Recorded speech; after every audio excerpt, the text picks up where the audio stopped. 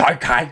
G'day guys, Diction here, and in this video I'm going to calmly explain point by point what Jello should apologise for. Vote even if they shut down your usual polling place. Vote even if your polling place was moved unreasonably far away.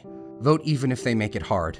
Vote even if you need to skip work. Those few hours of wages aren't worth your country being an unsafe place for you and your family. So given this video is pro-Democrat, it's safe to assume that they here are Republicans. So the first thing you should apologise for is implying that Republicans are making it harder for people to vote and are making America unsafe with no real evidence. Vote even if you think they'll throw your vote away. Vote even if you think it's rigged. Vote even if you think your vote doesn't matter. The US has always used seat majority. You can't just pull that up whenever it's convenient. That's manipulative. And it also contradicts your later point on not voting for a side. Democracy isn't about waiting for someone else to change things when things are so obviously wrong. Portraying Republicans as racist, violent thugs. Also, you state America needs to be fixed because something is so obviously wrong as if it's a fact when it's only your opinion. That's emotional manipulation via loaded language. In fact, most of this video consists of emotional manipulation through loaded language. The overly emotional tone in your voice and the use of music is also emotionally manipulative. And that would be fine if it was something neutral like, hey everyone, just vote for whoever you want. But that's not the case here. You're clearly trying to spin a narrative. Don't vote for a color. Don't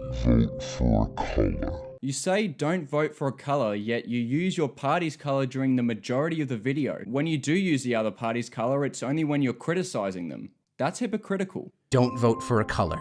Don't vote for a party. You use these neutral statements such as don't vote for a party and don't vote for a color and research your candidates, but then you spend the rest of the video putting your party on a pedestal and portraying the other one as evil. And then you add this on the end of it. Vote for the people who will help other people. Aha!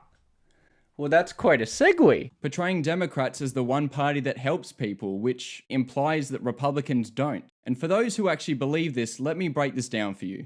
Creating jobs and helping the economy means looking out for the well-being of the population as a whole. And the more prosperous a society is, the more it's able to help those who are disadvantaged. Some would argue that unborn babies are people and that they deserve the right to live, and so they vote Republican.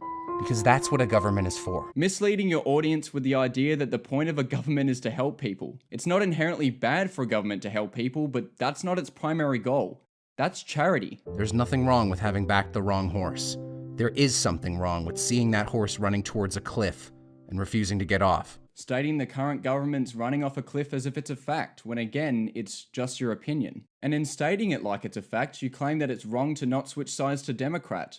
Didn't you say not to pick a side or color earlier? Vote as though children are being separated from their parents at the border. Blaming Republicans for separating children from their parents when, in reality, this is a near-decade-long practice where they separate children from adults who can't prove they have legal custody of them in order to prevent kidnappers from trafficking them. Vote as though it's your child being separated from you. Emotional manipulation based on misinformation and assumptions. Vote like trans people are being erased from the census and being told they do not exist. Misinforming your audience with an appalling example of activism making a ridiculous unfounded statement under the guise of journalism.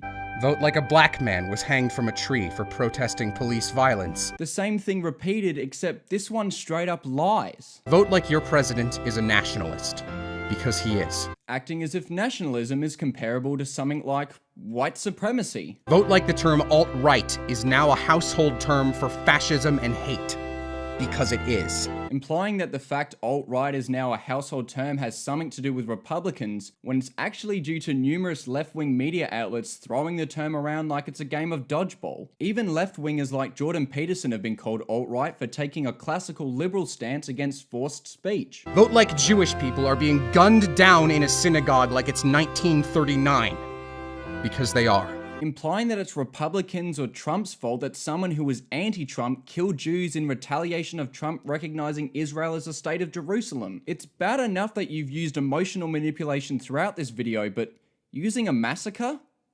Is nothing sacred? Vote like this is the world we live in, because it is. Stating that your view of the world is the world that we live in as if it's a fact. Vote like you love humans. Implying that Republicans don't love humans. Vote like you love all humans. The exact same thing, but with all for added emotional manipulation. And you believe that no one should be deported or beaten or killed because of how they look or where they were born or who they love or who they are. implying that Republicans don't believe in these things. This is a non-partisan issue, Vote like you're a human. implying that voting Democrat means voting like a human and that Republican isn't. Vote because you love America.